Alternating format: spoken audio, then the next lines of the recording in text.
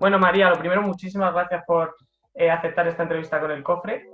Lo primero que te quería preguntar es que se acercan los Feroz, estamos cerca ya, aunque ha habido varios cambios. Y yo siempre he tenido una curiosidad y es que los Globos de Oro sabemos que siempre han sido llamados la antesala de los Oscars. Entonces, los premios Feroz mucha gente lo dice también. Y yo quería saber tu opinión, si te parece justo ese término, la antesala de los Goya. Bueno, pues en primer lugar, muchas gracias por llamarme, gracias al Cofre, que realmente es maravilloso que una nueva generación de periodistas llegados de todos los ámbitos estéis aquí, estéis con esta curiosidad, conectando con otras generaciones, lo cual me hace sentirme halagada y agradecida. Y luego, con respecto a los Feroz es una asociación, la asociación se llama AICE, que es la Asociación de Informadores Cinematográficos de España, y que nace con la voluntad expresa de ser los segundones de los premios. Sí. Y en efecto, ser la antesala de los Goya, y marcar un poco la agenda de la misma manera que los Globos de Oro hacen con los Oscar.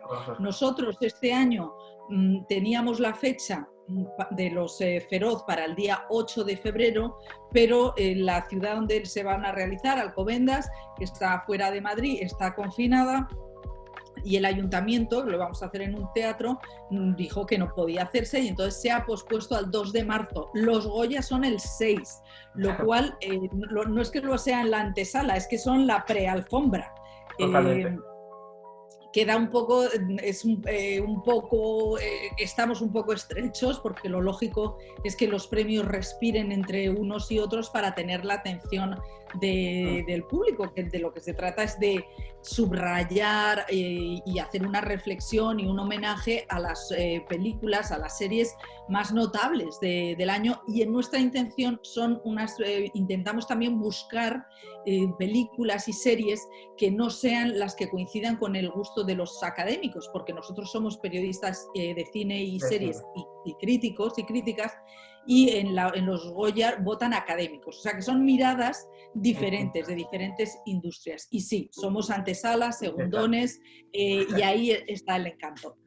Has dicho una de las, aparte de la manera en que están enfocados los premios Feroz, es verdad que una de las diferencias es que los premios Feroz sí que valoran las series.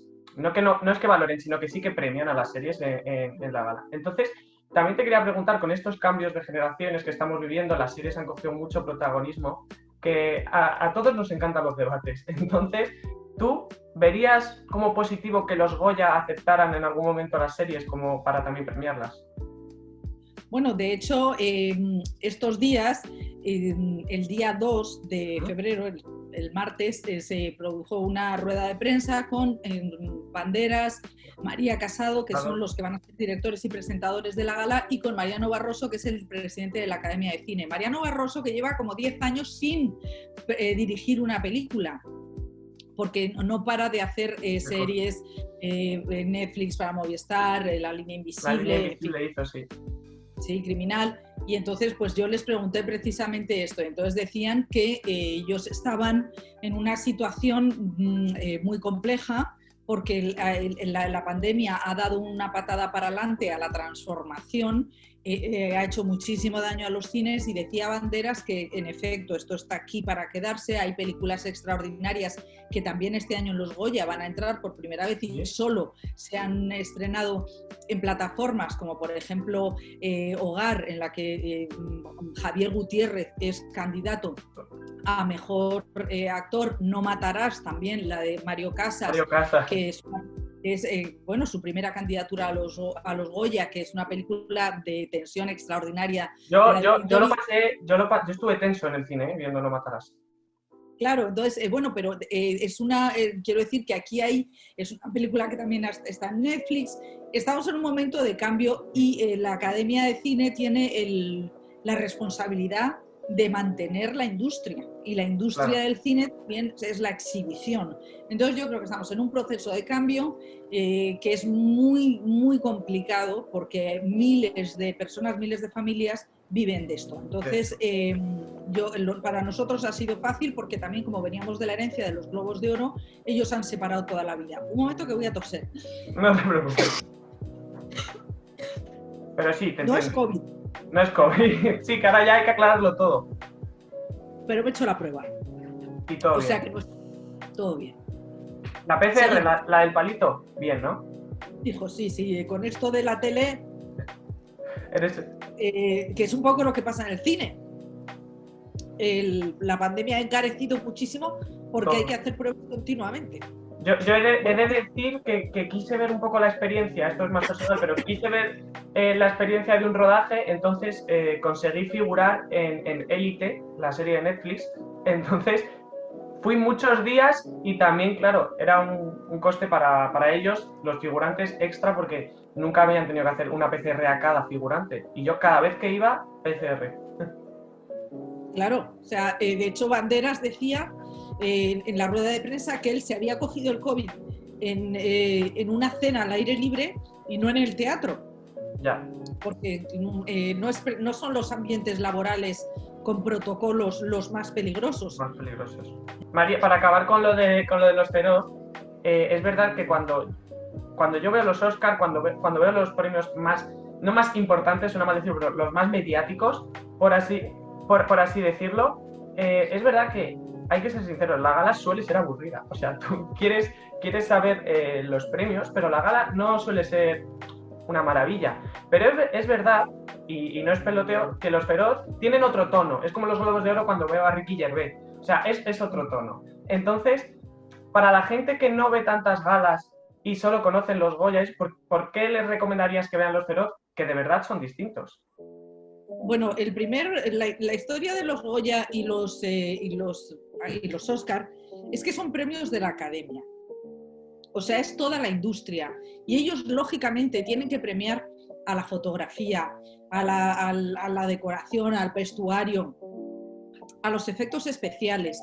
Es que es una industria. O sea, y no tienen, evidentemente, cuando sale el pelotón de efectos especiales suelen ser unos barbudos súper tímidos que a mi mujer no sé qué tal cual, y además todos dicen algo y esto es un horror, pero eso se ha planteado muchas veces, que esos premios se den en privado. Por ejemplo, los BAFTA no sé decirte, el año pasado o hace 2 años hubo una polémica muy gorda porque hubo unos premios técnicos que volaron.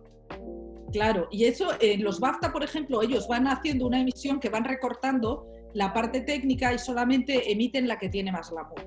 Entonces, es muy curioso que la industria del espectáculo haga de sí mismo un espectáculo tan aburrido, a veces por incluir los 28 premios de rigor. Lo que tienen los Globos de Oro y lo que tienen los Feroz es que son galas en las que no hay premios técnicos. Eso es súper injusto hacia la industria, pero es mucho más considerado hacia los espectadores. Entonces, estamos en esa dinámica. En estos Goya próximo decía Barroso que iba a ser 2 horas. Vamos, yo he estado en Goyas que han durado 4 horas. O sea, que hemos acabado a las tantas de la madrugada ya desesperados y dices, no hay nadie al otro lado. Y entonces, bueno, pues es algo que las academias tendrán que decidir, que dejar sus egos al lado, de la misma manera que el de fotografía no sale en la película y no se le ve, pues yo creo que esto tiene que ser un homenaje interno y no público. Yo entiendo que es muy doloroso, pero esto tiene que ser así, porque si no, cada vez van a ser menos interesantes para la audiencia. Es decir, la idea de los BAFTA te parece interesante, el método que siguen. Es arbitraria, pero yo creo que a veces en la vida hay que tomar decisiones arbitrarias, ¿no? Eso de que no pueden salir tantas personas a la calle, o por qué se pueden tomar 4 en una terraza y no 5. Son decisiones arbitrarias, pero en algún lado hay que poner la línea. Y yo creo que en ese sentido, los Globos de Oro y nosotros que le seguimos, pues son más razonables. Creo que es más razonable hablando en términos de espectáculo.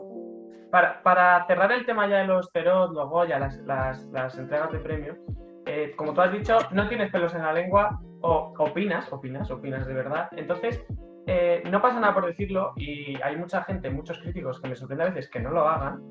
¿Y cuál es tu favorita? Es decir, este año, ¿qué película te ha gustado mucho a ti? Bueno, yo tengo un problema. Yo soy la presidenta de los Feroz. Bueno, pues vamos a hablar de los Goya. No, pero bueno, quiero decir que a mí me parece que las películas y los premios no son una carrera, ni un partido de fútbol. O sea, que yo creo que este año ha habido series muy relevantes. Este año ha sido muy complicado para la vida de la gente, ¿no? Entonces, las obras de audiovisuales que han llegado han sido relevantes. Yo creo que es un buen año. Ha habido muchas óperas prima en cine y me encantan. Me gusta mucho Las Niñas. Me parece que en los documentales ha sido un año muy brillante. My Mexican Pretzel, el año del descubrimiento. Me parece que es un año muy vital. Me gusta mucho la película de Itziar Boyain, La boda de Rosa. La boda de Rosa. Es una película que te invita a ser feliz y lo hace de una Sales manera feliz. Yo cuando fui a hablar al cine dije, joder, o sea, me encantan las películas. Últimamente como que veía muchas películas tensas, yo qué sé, había visto No matarás, vi El padre, o sea, que son películas que me habrían encantado, pero salí de La boda de Rosa, que no pude verla, y los cines embajadores la volvieron a poner y fue como, salgo feliz, salgo súper alegre de esta película. Claro. O sea, que yo creo que las películas que han llegado son películas relevantes. Y me parece que en ese sentido es un buen año. O sea, de ficción me gusta mucho Las Niñas, me parece que es una película muy redonda, que además no estoy de acuerdo con que hable solamente de una generación o de unas niñas. Habla del momento de la infancia en el que tú te das cuenta cómo es el mundo de los adultos. No habla solo de mujeres, habla de clases sociales. Me parece que está perfectamente construida y me gusta muchísimo. Y también me parece un gran año de documentales. Entonces, me gusta. O sea, este año me parece que no haya habido grandes películas de los grandes directores, o sea, Trueba, Almodóvar, Amenábar, que no estén los grandes directores que suelen acaparar todo, ha abierto también el escaparate a nuevas... sí, y eso me parece interesante. O sea, que yo tampoco considero que los premios sean Usain Bolt, ¿sabes? O sea, creo que... Y me parece que los Feroz también tienen que servir para enfocar películas, series y documentales que no estaban en el mainstream. En el mainstream, perfecto, te entiendo. Tengo aquí la chuleta, tengo aquí una chuleta, lógico, y he cogido dos frases, pero voy a coger una que tienes. Voy a coger la que tienes en tu perfil de Twitter, porque como hemos hablado al principio antes, cuando hemos conectado, de que te gustaba mucho más lo de quedar en la estación de Renfe y vernos y poder verme de cerca, tienes una frase que dice: hace 10 años los medios querían que sus periodistas fueran activos en redes, ahora no tanto. Entonces yo quería enfocarlo a la parte de redes, que bueno, tú dentro eres activa en Twitter eres muy activa, yo te sigo. Y quiero que me digas, o sea, ¿qué opinas de esta frase que tienes? Es verdad que ahora la gente va con miedo, los personajes públicos, críticos, de todo, es verdad que yo noto que van con miedo a Twitter. ¿Tú qué opinas? Vamos a ver, yo estoy en las redes sociales porque me parece que ha sido una maravilla para que los periodistas puedan mostrarse más allá de su medio de comunicación. O sea, yo he estado durante 26 años trabajando en la cadena SER. Y es precisamente cuando hago referencia a ese tuit, lo que hago es retuitear un artículo del New York Times en el que dice que los grandes medios de comunicación ahora les da miedo que sus periodistas tengan más brillo que ellos, o que un periodista despunte demasiado, y tenga una línea editorial que pueda estar en conflicto con el propio medio de comunicación. Eso ha pasado. Al principio, hace 10 años o 12, cuando empieza Twitter y tal, en los medios de comunicación estaban todo el rato diciéndonos que teníamos que contestar, y yo tenía una sensación de pudor, pero también entendía que hay que ocupar el espacio. Si tú no lo ocupas, lo ocupa otro. Entonces, en el tema de Twitter, yo me daba cuenta que eso se relegaba mucho para la gente joven, se consideraba que los periodistas que estaban haciendo redes y web eran junior y no se le daba la importancia y la trascendencia. Y yo dije, esto es un hueco y yo me tengo que meter. ¿Ahí que me meto? Claro, luego yo soy una mujer, la crítica cinematográfica está muy masculinizada y yo lo vi como una oportunidad y ahí me puse. Y fue bien, yo creé el programa de la Script en la SER, que era un programa definitivamente de crítica y de femenina, ¿no? De mujeres. Entonces, yo creo que eso fue muy importante y también creo que hay que mantener las redes sociales, los profesionales, en los términos profesionales.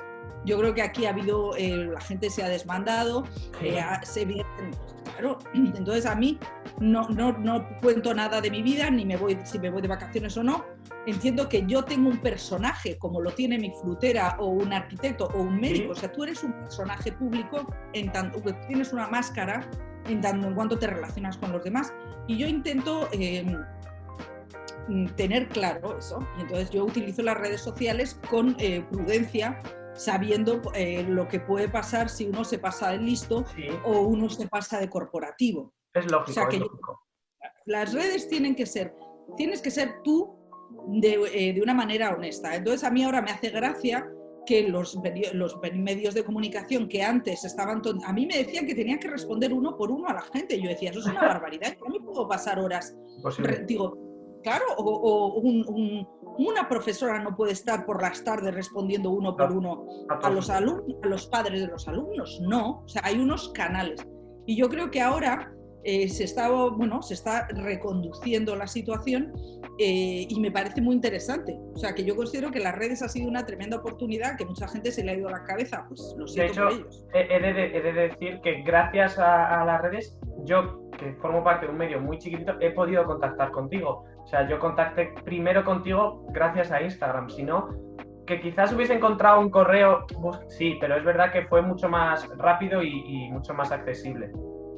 Totalmente, o sea, las redes te ponen en contacto y yo, por ejemplo, estoy súper abierta con tener contacto con la gente más joven, porque me parece que el problema del periodismo en general en mi época, y yo creo que en todas, es que son los grupúsculos y que son de clase, o sea, de clase social y de generación.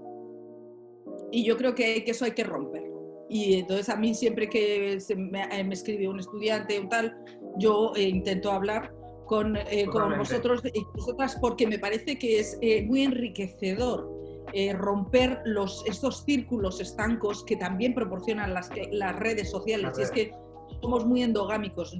Sigo a la gente con la que coincido ideológicamente y a mí me interesa saber lo que vosotros pensáis. ¿Qué hay dentro de ese cofre? Me parece que es una mirada interesante. Muchísimas gracias, María.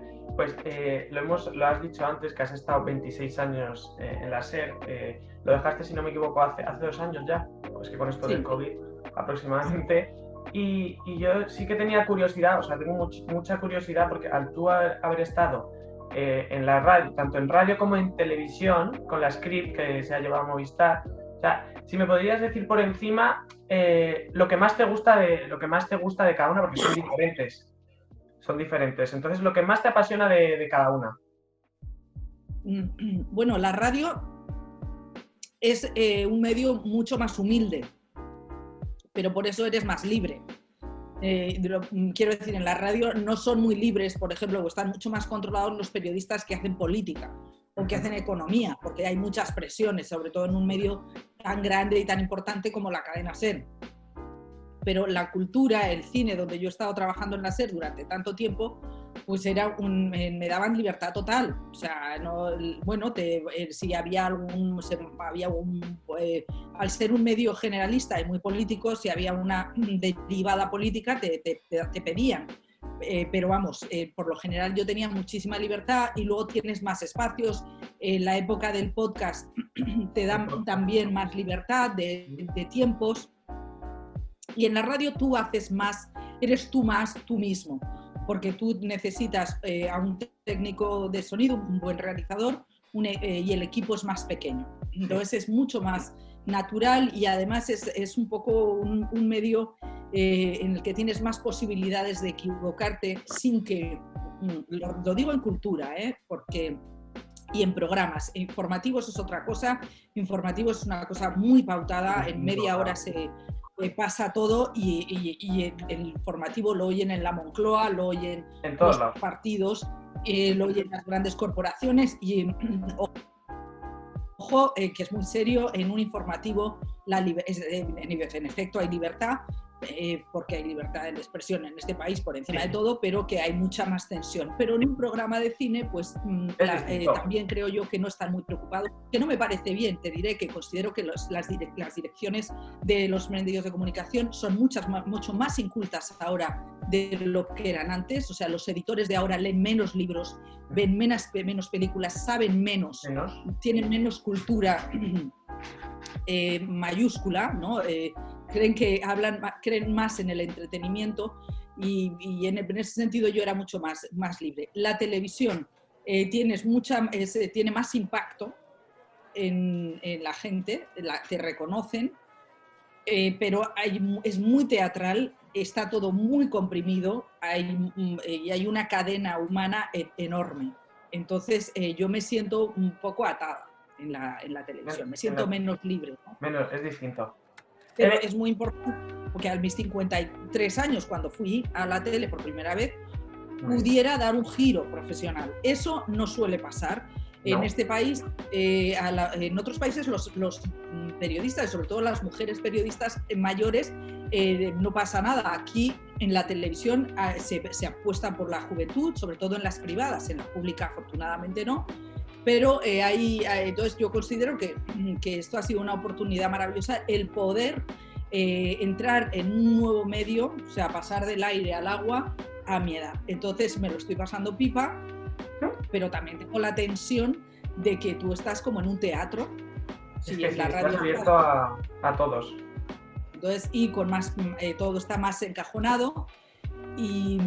Pero es muy interesante, o sea, para mí es una lección que aprendo todos los días. Es un máster diario que me parece que es fantástico tener, por un lado, la experiencia de la vida de la radio.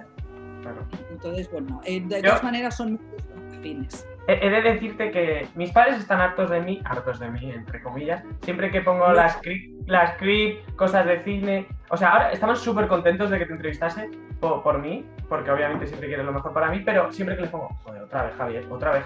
Entonces, siempre que lo hablo con ellos, les digo que de la script, del programa de Movistar, lo que más me gusta es cuando, lo que tú dices, tenéis libertad, por así decirlo, y habláis de la película, luego las script tips, o sea, todo eso. Es verdad que luego la intro que va más guionizada, que va guionizada básicamente, entiendo que eso es una cosa que tú no harías en la radio, pero que es otra variación en la televisión y es verdad que eso también es muy distinto. Ahora te quería... Dime. No, sí, claro, o sea, se mezcla, pero ahora hemos hecho una pausa en la Script en Movistar, volveremos en marzo, más o menos, y vamos a ver si le damos también un giro para guionizarlo menos. O sea, yo te lo he dicho, yo se lo quería decir. A mí me apasiona el programa, pero es verdad que cuando me encantáis vosotras todas, Cristina, Laia, Pepa y tú, es cuando sois vosotras, cuando debatís de lo que queréis y habláis del cine, de todo, las entrevistas también. O sea, pero es verdad que esa parte guionizada a mí es a la que menos me gusta. Que no sirva como eso, pero bueno, yo te lo quería decir. No, pero me parece una buena... una crítica constructiva que yo estoy de acuerdo, además. O sea, yo creo que además precisamente hemos hecho un reseteo para ir hacia el camino de la naturalidad, que la televisión tiende a ser muy teatral y a estar muy escrita. Efectivamente, es decir, yo a vosotras os conocí, María, en una entrega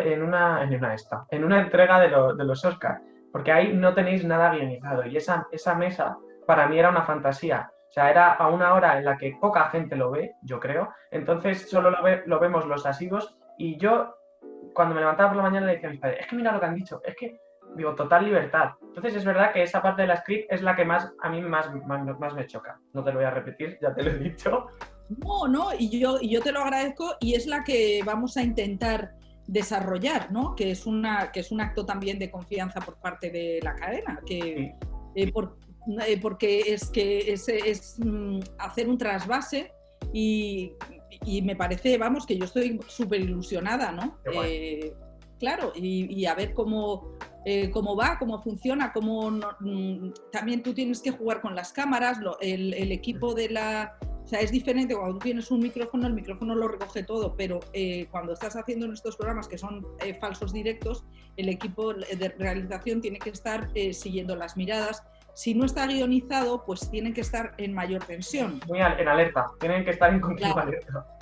Entonces, es muy interesante, o sea, es muy rica, es una experiencia muy rica y yo creo que va a ser muy fructífera. O sea, yo estoy encantada, yo estoy como tú, con la sensación de, madre mía, ¿por qué va a pasar? O sea, yo ahora ya tengo muchísima curiosidad, hasta marzo, pero tengo muchísima curiosidad de cuando conecte decir, mira, esto es lo que hablé, esto es lo que han cambiado.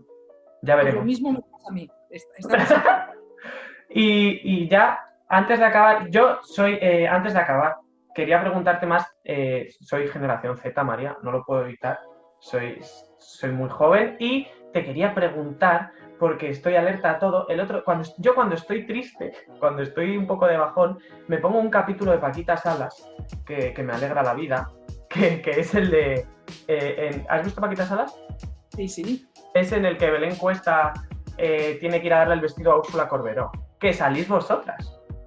Que menudo catarro me cogí, fue, o sea, es decir, pero vamos, no me vuelvo a ir yo a un rodaje. ¡Qué frío! Entonces, eso te quería preguntar, que cómo fue la experiencia. A mí, vamos, sería un sueño estar en cualquier momentito de Paquita. Y entonces, ¿cómo fue la experiencia? Pues los rodajes son una cosa desesperante, porque de verdad que yo en ese sentido admiro muchísimo a la gente del audiovisual, creo que es un trabajo brutal, sobre todo la cantidad de gente que hay alrededor para que todo funcione. Es una coreografía gigantesca, está todo medido y es muy divertido, pero claro, estás esperando ahí horas y horas, ¿no? Y yo, vamos, les dije a los Javis, muchas gracias por invitarnos, pero vamos, yo no vuelvo a esto porque me cogí un catarro horroroso, era en medio de diciembre y fue tremendo. Pero vamos, yo me apunto a un bombardeo y fue pues muy divertido. O sea, es divertido ver cómo los Javis tienen esa cosa de que todo lo hacen con facilidad, parece, pero pues son dos hombres muy inteligentes que tienen esa capacidad de crear un ambiente distendido en el que todo el mundo está cómodo, pero a la vez tiene la tensión artística, tienen que estar repitiendo continuamente cosas, hay mucha gente alrededor y ver es que es un momento mágico. Entonces, yo siempre lo veo con humildad, ¿no? Y por eso cuando la gente habla del mundo de la televisión o del cine con un poco de desprecio, dices, ojo, que es un trabajo muy delicado, tiene una parte artística y una parte industrial enorme. Por eso es muy importante que haya gente como tú, que siendo economistas entiendan que el arte es también industria. Sí. Y que no solamente está Úrsula Corberó, sino que es que hay detrás de Úrsula Corberó hay una dimensión económica monumental. Y los Javis, que yo creo que Ambrosi también es de Económicas o de ADE. Sí, es de ADE. Es de ADE, pues ahí hay una cabeza que está pensando. Es que, no da así. María, es muy fuerte todo lo que hay detrás, ¿eh? Yo al haber estado en Edite he alucinado. O sea, yo he alucinado con lo que conlleva. Además, todos sabemos Netflix, el poderío que tiene, entonces como es algo de Netflix y una serie que tiene éxito mundialmente como Élite, yo he alucinado con todo lo que conlleva. Y para acabar, María, yo te he dicho que te quería conocer más personalmente, que son esas chorradas que yo digo, pero que quiero conocerte. Entonces, tengo una pregunta muy curiosa que es que si tu vida fuese una película, ¿de qué género sería? ¿Quién la dirigiría y quién la protagonizaría? Madre mía, es que pues yo creo que lo mío sería un dramedia, ¿no? Como para que no he tenido una vida muy trágica, o sea, pues tienes momentos de bajón como cualquiera, pero vamos, yo creo que tiene lo trágico o suelo vivirlo siempre con un poco de humor. O sea que yo creo que sería, bueno, pues, en fin, a mí me parece que los grandes directores de comedia en este país son Berlanga y Almodóvar. O sea, eso, pero vamos, no, mi vida es muy aburrida para grandes. Es una vida bastante pequeña, pero yo sí que reconozco que tiendo más a reírme en las situaciones trágicas que no a ponerme muy, muy solemne. Bueno, ¿te atreves a decir quién la protagonizaría? Tú, ¿no? Me atrevo, vamos. Yo lo que sí que estoy contenta y es de haber podido llegar al que, fíjate, ¿no? Parece como que seguir trabajando sea algo milagroso, y me lo parece. Yo he pasado muchas crisis económicas, ¿no? Decía el arquitecto Norman Foster en un documental precioso que se titula ¿Cuánto pesa su edificio? Decía que él se había quedado con el estudio de arquitectura varias veces con las crisis del 70 y tantos, y con su socio y él con una mesa en un tablero en mitad de una sala, ¿no? Claro. Bueno, pues yo llevo casi 30 años trabajando y he pasado varias crisis, ahora estoy en otra. ¿En otra? ¿Gorda? Ahora estamos en esta crisis en la que veo muchísimos compañeros sin trabajo, y la verdad es que creo que tendría que ser una veterana. O sea, yo una de las cosas que estoy agradecida a la vida es poder seguir trabajando. Entonces, yo desde luego pues necesitaría un alter ego. Si veo en alguien, pues me identifico mucho con las actrices veteranas, ¿sí? Porque creo que las buenas carreras son las largas. O sea, que cualquier actriz que tuviera una carrera larga, con esa me la voy a jugar yo con una actriz que podría hacer tu biopic, por así decirlo. Voy a decir, no sé por qué me ha venido a la cabeza, voy a decir Natalie Poza. ¿Te parece bien? Hombre, yo soy menos trágica que Natalie Poza, ¿eh? O sea, yo me considero a Natalie Poza, que me encanta en La boda de Rosa, porque hace un papel estupendo. A mí en Invisibles también me gustó mucho. Sí. O sea, Natalie Poza me parece maravillosa, y me gusta además eso que eliges esos papeles más cómicos, porque yo creo que tiene una carrera demasiado trágica. Pero Pilar Castro. Pilar Castro, que encima que presenta Los Ceros. Perfecto. Me gusta Pilar Castro. Pues mira, Pilar Castro, al final te has mojado. Y ya para acabar, yo soy como Broncano, no te asustes. Es decir, hago una pregunta. Si yo a Broncano le dije que le dije, a ti te voy a decir yo lo que gano. O sea, me acuerdo. Que yo contesto. Mi pregunta final es mucho más sencilla, pero antes, para acabar, te voy a hacer un minijuego que a ver si eres capaz de responderlo, porque he visto que te ha costado decir nombres. Entonces yo te quiero hacer pasar un día con, es decir, te voy a decir un itinerario del día y con qué actor, actriz, directora, compañero de trabajo lo pasarías, ¿vale? Vamos allá. Si por la mañana, para irte de compras, ¿con quién te irías? Con Candela Peña. Sabía, o sea, he apostado casi a mis padres que ibas a decir Candela Peña. Una fantasía. Candela Peña es maravillosa. Ya. Con Candela Peña, cualquier cosa buena puede estar. Maravillosa. Vale, pues ya hemos acabado con Candela Peña. ¿Y con quién te irías? Has quedado para comer a un menú de degustación de estos así muy, muy finos, que cuesta. Ahí con Candela con también. Isabel Coixet. Con Isabel. Me cuadra. Yo cené una vez con ella porque hicimos una entrevista en Valencia y nos invitaron a cenar a un japonés. Y sabía todo el sake, todo tipo de sake. O sea, era un japonés medio mediterráneo y tal, y ella sabía todo. Isabel Coixet, sin duda. Y por último, por la tarde te irías de senderismo con un poco de deporte, un poco de... Bueno, yo soy muy de senderismo. Yo tengo 2 perras. 2 perras, y sí. Ayer tuve que llevar a Ava a la veterinaria porque se le rompió una uña este fin de semana de tanto que nos han dado. De senderismo tampoco veas tú que yo creo que el cine lo veo yo muy ligado, ¿verdad? Veo yo que mucha gente así de senderismo no me pegan. Bueno, o sea, ¿sabes quién es muy...? ¿Quién? Parece que no, pero Woody Allen siempre dice que le gusta mucho el campo. Woody Allen me parece maravilloso. Yo he entrevistado varias veces a Woody Allen. La última hace poco. Bueno, sí, buenos días, que él hará un discurso a continuación. O sea, es tan brillante en sus películas como en las entrevistas. Y además es súper generoso. O sea que Woody Allen de compras, de cena y de senderismo. Perfecto. Y ya para acabar, María, te voy a hacer mi pregunta a lo broncano, es decir, la pregunta que hago siempre al final de cada entrevista, que es ¿qué te preguntarías a tu yo de dentro de un año?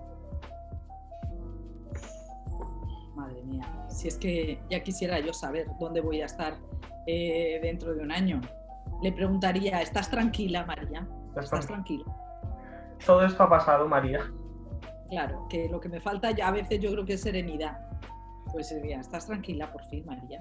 Porque ha sido un año duro, ¿eh? El año del COVID ha sido sí, ya lo tenemos tan normalizado, pero es verdad que ha sido un año, bueno, y sigue siendo, no ha sido, sigue siendo un... Me preguntaría eso, si estoy tranquila ya por fin. Bueno, María, pues muchísimas gracias, de verdad. Al final de las entrevistas siempre como que dejo un poquito para decir lo que pienso y de verdad, en el momento en el que me respondiste por Instagram, con ese pequeño... Ya sé que te da vergüenza estas cosas, pero por ese pequeño detalle yo fui cantándolo por todos los lados, gritando a todo el mundo y para mí es un honor haberte entrevistado y me hace muchísimo... Como para ti entrevistar a Woody Allen, pues para mí es entrevistarte a ti. No, a mí también me hace mucha ilusión, Javier, que me llames. Es súper importante para mí que haya un puente entre mis 55 años y mi carrera y la tuya. Me parece muy importante poder conectar con personas de otras generaciones, gente diferente, y eso me llena de optimismo, ¿no? En un año que me está resultando duro, te lo aseguro que me llena de mucho optimismo y te lo agradezco mucho. O sea, muchas gracias, de verdad. Sí, me ha gustado mucho tu entrevista, entonces ha sido un buen intercambio. Sí, ¿te parece justo? Y para acabar, María, para acabar, ya en serio, ya lo he dejado, y que estoy deseando, este año con el cofre nos habían dado las acreditaciones para que pudiese ir yo a los Goya y a eso, y ahí estaba deseando porque sí iba a poder ver, pero bueno, pues hay que adaptarse a esto del COVID, así que ya nos veremos prontito. Y lo dicho, que ha sido un placer. Vale, nos veremos pronto, seguro, nos tenemos que ver. Y ya me dile a tu hija que ha ido todo bien, el aro, la conexión. Claro, todo. ¿Vale? Muchas gracias, Javier, sí, nos tenemos que conocer, ¿eh? Yo sí, yo encantado. Pues muchísimas gracias. Sois las mejores y cuidado. Cuelga eso de la bronca. Sí, cuidaros mucho, ¿vale? Igualmente, sobre todo vosotros, que sois los que que mis hijas todas han pasado el COVID ya. Yo también, todos estamos hemos curado. ¿Vale? Un abrazo, María. Besos, gracias. Adiós a ti. Chao.